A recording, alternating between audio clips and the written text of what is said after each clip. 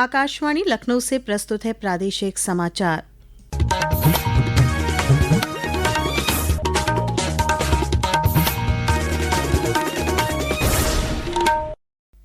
मुख्य समाचार।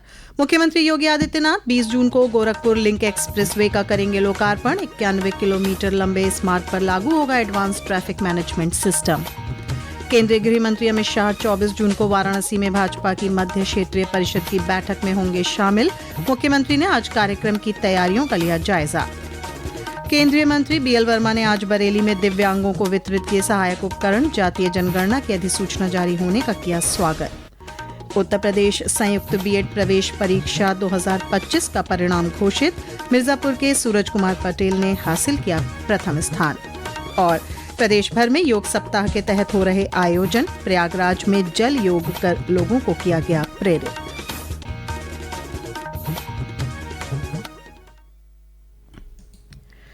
नमस्कार, प्रदेश के समाचारों के साथ मैं श्वेता उपाध्याय और अब समाचार विस्तार से। मुख्यमंत्री योगी आदित्यनाथ 20 जून को गोरखपुर लिंक एक्सप्रेसवे का लोकार्पण करेंगे। गोरखपुर लिंक एक्सप्रेसवे प्रदेश के पूर्वी जिलों की औद्योगिक प्रगति को गति देगा। पेश है एक रिपोर्ट। यात्री सुरक्षा के लिहाज से गोरखपुर लिंक एक्सप्रेसवे के लोकार्पण के दिन मुख्यमंत्री सुरक्षा फ्लीट को हरी झंडी दिखाकर रवाना करेंगे। सुरक्षा फ्लीट में 5 इनोवा, 5 कैंपर, 4 एम्बुलेंस, 2 क्रेन और 1 हाइड्रा वाहन शामिल है। यूपीडा के nodal security officer Rajesh Pandey ने बताया कि सुरक्षा के लिहाज से 8 घंटे के शिफ्ट में पेट्रोलिंग की जाएगी। इसके अलावा 91 किलोमीटर लंबे इस एक्सप्रेसवे पर हर 45 किलोमीटर पर सड़क के दोनों तरफ एक एम्बुलेंस की तैनाती रहेगी। सड़क सुरक्षा के लिए यहाँ लखनऊ आगरा एक्सप्रेसवे की तर्ज पर एडवांस ट्रैफिक मैनेजमेंट सिस्टम भी लागू किया जाएगा। इस सिस्टम के तहत एक्सप्रेसवे पर हर 5 किलोमीटर पर सीसीटीवी कैमरों के जरिए निगरानी रखी जाएगी। इस एक्सप्रेसवे के बनने से पूर्वांचल में निवेश को बढ़ावा मिल सकेगा। आकाशवाणी समाचार कक्ष से शैलेंद्र शर्मा। केंद्रीय गृह मंत्री अमित शाह 24 जून को वाराणसी में भाजपा की मध्य क्षेत्रीय परिषद की बैठक में शामिल होंगे। इस क्रम में आज मुख्यमंत्री योगी आदित्यनाथ ने कार्यक्रम स्थल पहुंचकर तैयारियों का जायजा लिया। मंडलायुक्त एस राजलिंगम ने बैठक को लेकर की गई तैयारियों के बारे में मुख्यमंत्री को अवगत कराया। मध्य क्षेत्रीय परिषद की बैठक में मेजबान मुख्यमंत्री योगी आदित्यनाथ, मध्य प्रदेश के मुख्यमंत्री मोहन यादव, छत्तीसगढ़ के मुख्यमंत्री विष्णुदेव साय और उत्तराखंड के मुख्यमंत्री पुष्कर सिंह धामी भी मौजूद रहेंगे। केंद्रीय मंत्री बीएल वर्मा ने आज बरेली में आयोजित कार्यक्रम में दिव्यांगों को सहायक उपकरणों का वितरण किया। कार्यक्रम में श्री वर्मा ने कहा कि सरकार की प्राथमिकता है कि दिव्यांगजनों को सहूलियत के लिए उपकरणों का लगातार वितरण किया जाए ताकि उनका जीवन सुविधाजनक हो सके। मीडिया से बातचीत के दौरान उन्होंने जातीय जनगणना की अधिसूचना जारी होने का स्वागत किया। मैं माननीय प्रधानमंत्री मोदी जी का आभार व्यक्त करना चाहता हूँ पूरे देश की जनता की ओर से, पूरे पेशेवर समाज की ओर से, जो मांग कर रहे थे। बड़ा कदम उठाते हुए माननीय प्रधानमंत्री मोदी जी ने ये जाति जनगणना कराने का निर्णय लिया है और समय पर होगी और इसके लिए अधिसूचना जारी कर दी है। बसपा प्रमुख मायावती ने जातीय जनगणना पर प्रतिक्रिया देते हुए अपने सोशल मीडिया अकाउंट पर लिखा है कि जनकल्याण से सीधे तौर पर जुड़ा जनगणना का कार्य देश हित में अब समय से ईमानदारी पूर्वक पूरा होना चाहिए। प्रदेश के उच्च शिक्षा मंत्री योगेंद्र उपाध्याय की उपस्थिति में आज उत्तर प्रदेश संयुक्त बीएड प्रवेश परीक्षा 2025 का परिणाम घोषित किया गया। यह परीक्षा बुंदेलखंड विश्वविद्यालय ने 751 परीक्षा केंद्रों पर आयोजित की थी, जिसमें लगभग 3.5 लाख अभ्यर्थियों ने पंजीकरण कराया था। परीक्षा में मिर्जापुर के सूरज कुमार पटेल ने प्रदेश में प्रथम स्थान प्राप्त किया है। वहीं भदोही की शीबा परवीन दूसरे और जौनपुर की शिवांगी यादव तीसरे स्थान पर रहीं। इस अवसर पर उच्च शिक्षा मंत्री ने सफल होने वाले छात्र छात्राओं को शुभकामनाएं दी। उन्होंने कहा कि परीक्षा के दौरान आधुनिक तकनीक का इस्तेमाल कर ये सुनिश्चित किया गया कि परीक्षा पूरी तरह से पारदर्शी रहे। मथुरा के वृंदावन में ठाकुर बांके बिहारी मंदिर कॉरिडोर के निर्माण के लिए जमीन अधिग्रहण की प्रक्रिया शुरू हो गई है। मथुरा के जिलाधिकारी चंद्र प्रकाश सिंह ने बताया कि गलियारे में आने वाले सभी 275 परिवारों को पूरा मुआवजा दिया जाएगा। उन्होंने गलियारे के दायरे में आ रहे लोगों से अपील की है कि वह अपना समर्थन पत्र प्रशासन को सौंपें, जिससे इस प्रोजेक्ट को तेजी से पूरा किया जा सके। सरकार ने तय किया हुआ है कि जिनकी भी मकान दुकान कॉरिडोर में आएगी उनको दुकान के बदले दुकान दी जाएगी, भूमि का मकान का उचित मुआवजा दिया जाएगा जो भरपूर होगा, और अगर उनको रिहाइश की भी आवश्यकता होगी तो वृंदावन में ही उनको मथुरा वृंदावन विकास प्राधिकरण के द्वारा फ्लैट या जो भी और व्यवस्था होगी वो ऑफर की गई है। ये समाचार आप आकाशवाणी लखनऊ से सुन रहे हैं। ताज़ा समाचार जानने के लिए आप हमारी वेबसाइट newsonair.gov.in पर लॉगिन कर सकते हैं। इसके साथ ही आप प्रादेशिक समाचारों का ये बुलेटिन हमारे YouTube channel news on AIR Lucknow पर भी सुन सकते हैं।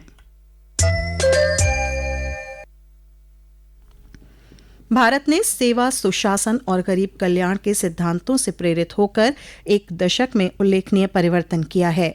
आकाशवाणी समाचार आपके लिए पिछले 11 वर्षों में प्रमुख क्षेत्रों में सरकार के प्रयासों पर एक विशेष श्रृंखला लाया है। इस कड़ी में आज हम स्वास्थ्य सेवा पर जानकारी दे रहे हैं। पेश है एक रिपोर्ट।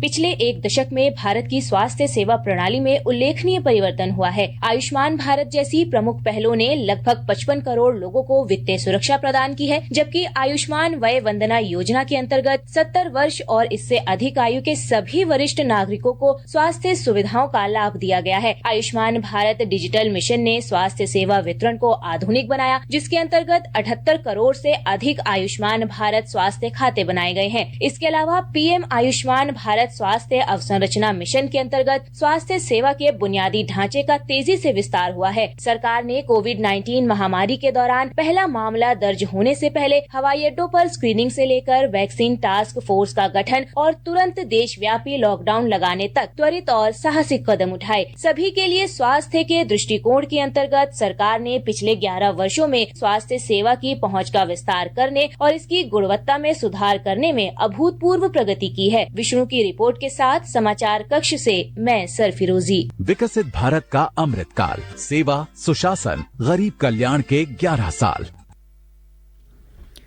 प्रदेश के मुख्य निर्वाचन अधिकारी नवदीप रिढ़वा ने आज लखनऊ में निर्वाचक रजिस्ट्रीकरण अधिकारियों के प्रशिक्षण कार्यक्रम का शुभारंभ किया।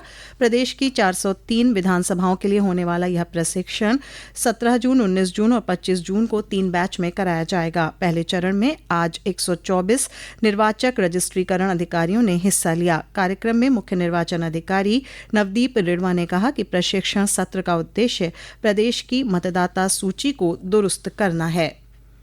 11वें अंतर्राष्ट्रीय योग दिवस के उपलक्ष्य में प्रदेश भर में 15 से 21 जून तक योग सप्ताह मनाया जा रहा है। इसी क्रम में फर्रुखाबाद में आज पुलिस कर्मियों ने पुलिस लाइन में योगाभ्यास किया। वहीं प्रयागराज में आज जल योग का आयोजन किया गया। पेश है एक रिपोर्ट। अंतर्राष्ट्रीय योग दिवस को लेकर प्रयागराज में विभिन्न गतिविधियों का आयोजन किया जा रहा है। इसी कड़ी में आज यमुना नदी के बरगद घाट पर जल योग का आयोजन किया गया। इसमें तैराकी सीखने वाले प्रशिक्षुओं के साथ ही बड़ी संख्या में युवाओं ने हिस्सा लिया। तैराकी प्रशिक्षक ने लोगों से विभिन्न योग मुद्राओं में जल योग करवाया और जल योग के फायदों के बारे में जागरूक किया। अंतर्राष्ट्रीय योग दिवस के मौके पर ये सभी लोग जल योग में शामिल होंगे। प्रवीण मिश्र, आकाशवाणी समाचार, प्रयागराज।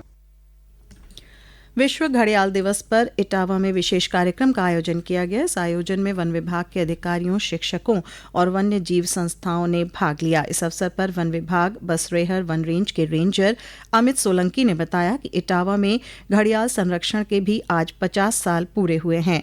वर्ष 1975 में इटावा की चंबल नदी में 38 घड़ियालों के अंडे छोड़े गए थे और आज चंबल में घड़ियालों की संख्या करीब 3000 के आसपास जा पहुंची है। गाजियाबाद, गौतम बुद्ध नगर और आसपास के जिलों में आज बारिश ने लोगों को गर्मी से राहत दी। मौसम विभाग ने आगामी 24 घंटों में प्रदेश के पूर्वी और पश्चिमी जनपदों में बारिश का अनुमान जताया है। साथ ही राज्य के पूर्वी इलाकों में आकाशीय बिजली गिरने का ऑरेंज और पश्चिमी जिलों के लिए येलो अलर्ट जारी किया है। और अब अंत में मुख्य समाचार एक बार फिर। मुख्यमंत्री योगी आदित्यनाथ 20 जून को गोरखपुर लिंक एक्सप्रेसवे का करेंगे लोकार्पण। 91 किलोमीटर लंबे इस मार्ग पर लागू होगा एडवांस ट्रैफिक मैनेजमेंट सिस्टम। केंद्रीय गृह मंत्री अमित शाह 24 जून को वाराणसी में भाजपा की मध्य क्षेत्रीय परिषद की बैठक में होंगे शामिल। मुख्यमंत्री ने आज कार्यक्रम की तैयारियों का लिया जायजा। केंद्रीय मंत्री बीएल वर्मा ने आज बरेली में दिव्यांगों को वितरित किए सहायक उपकरण। जातीय जनगणना की अधिसूचना जारी होने का किया स्वागत। उत्तर प्रदेश संयुक्त बीएड प्रवेश परीक्षा 2025 का परिणाम घोषित। मिर्जापुर के सूरज कुमार पटेल ने हासिल किया प्रथम स्थान। और प्रदेश भर में योग सप्ताह के तहत हो रहे आयोजन, प्रयागराज में जल योग कर लोगों को किया गया प्रेरित। इसी के साथ प्रादेशिक समाचारों का ये बुलेटिन समाप्त हुआ। अगला बुलेटिन रात 8 बजे FM पर प्रसारित किया जाएगा।